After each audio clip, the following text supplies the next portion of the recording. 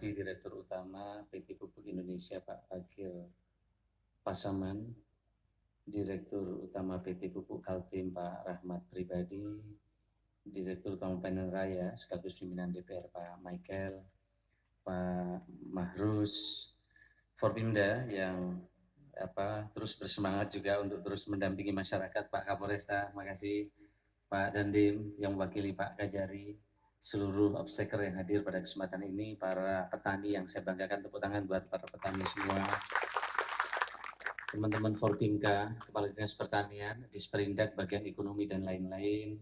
Alhamdulillah syukurillah saya senang hari ini mendengar program dari PT Pupuk Indonesia dan PT Pupuk Kaltim. Sebenarnya ini adalah problem yang lama yang mesti kita pecahkan bersama. Saya kira perlu ada sinergi antara berbagai obstacle, kemudian juga dari PT Pupuk dan juga pemerintah daerah. Mudah-mudahan dengan sinergi ini ke depan ada ditemukan pola yang efektif mengatasi salah satu yang problem yang akut adalah terkait dengan ketergantungan rakyat kepada pupuk subsidi. Kalau rumus dan pola ini bisa ditemukan secara bertahap, bisa diputus mata rantai ketergantungan ini, saya kira akan sangat bagus. Pak Michael kemudian juga Pak Rahmat Pribadi tadi menyampaikan ada banyak potensi yang sangat bagus yang ke depan bisa dikerjakan dalam bentuk aliansi kemitraan yang ada di Kabupaten Banyuwangi. Istilah yang disampaikan Pak Michael tadi adalah pupuk apa namanya Pak? Agrosolution.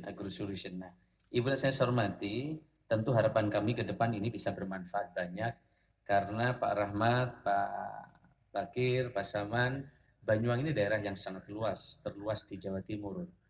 Nah, kalau Mataraman itu saya lihat petanya itu 6 kabupaten, Banyuwangi itu 1 kabupaten. Bapak bisa bayangkan. Kabupaten di Mataraman panjang jalannya paling banyak 600 kilo kayak Tulungagung, Ngawi 600. Banyuwangi 3.200 kilo. Bapak bisa bayangkan.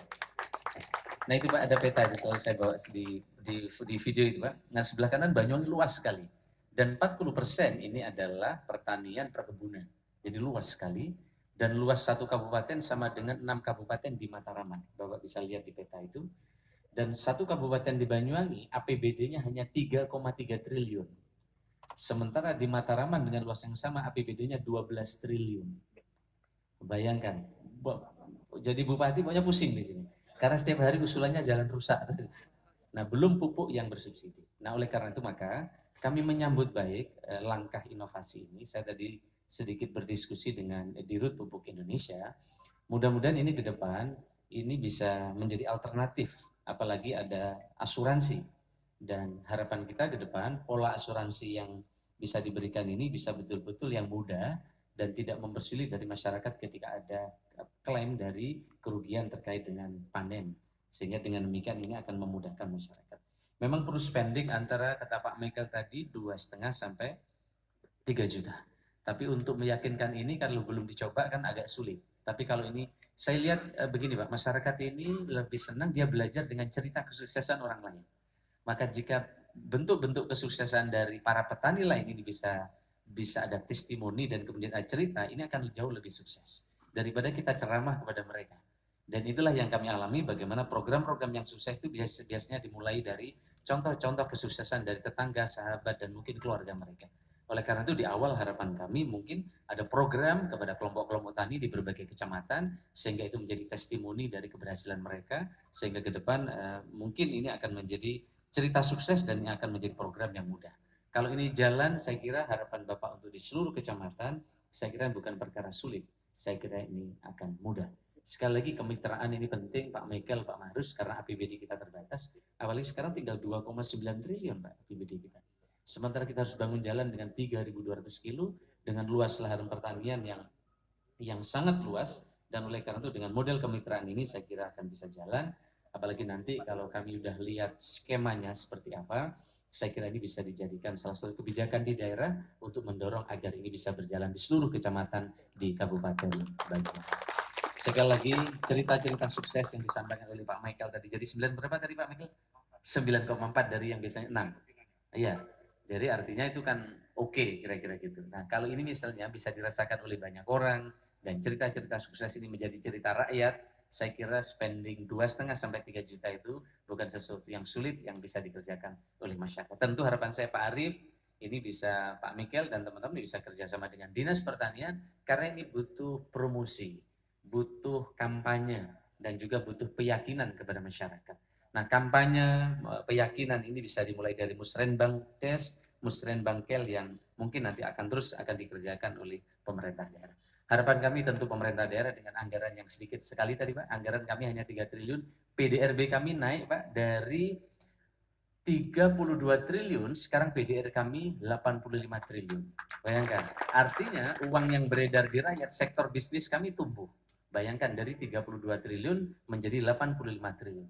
Dan bulan kemarin Bank Indonesia dan Menko Perekonomian memberikan alat ukur yang sangat jelimet, akhirnya Banyuwangi menjadi kabupaten yang paling baik di dalam mengendalikan inflasi dan daya beli masyarakat.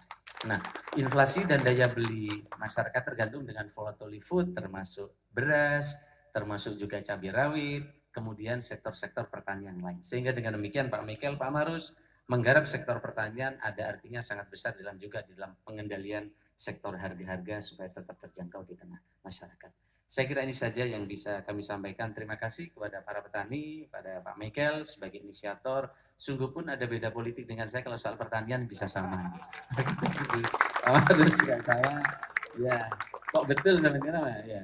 Karena petani bagi saya adalah salah satu segmen yang besar yang ke depan kita tidak bisa nyalahkan siapapun, tapi bagaimana kita bersinergi. Pengusaha sendiri tidak bisa, pemerintah sendiri juga tidak bisa, pengusaha pupuk sendiri juga tidak bisa. Maka saya kira dengan kolaborasi harapan kami ke depan ini bisa kita jalankan dan masa depan petani harapan kita bisa menjadi jauh lebih bagus, tentu di tengah situasi ekonomi yang amat sangat sulit sekarang. Petani masih lumayan bisa makan. Saya punya teman Mbak, kendaraannya 100 unit kendaraan mewah. 3 bulan nggak ada yang sewa sama sekali.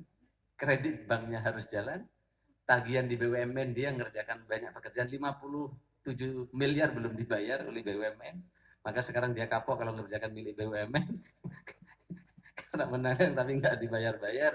Akhirnya dia ini sedih sekali. Maka paling enak jadi petani. Meskipun sampean repot tapi masih bisa senyum. Kan gitu, kita tepuk tangan buat para petani. Ya, sama lebih baik duit banyak utang atau duit pas-pasan tapi nggak utang. Ya, pas-pasan tapi nggak utang. Yang penting pupuknya ada kira-kira. Terima kasih Pak Miguel, terima kasih sekalian Pak Kapolresta dan Dirut Pupuk dan Indonesia dan Pupuk Kaltim.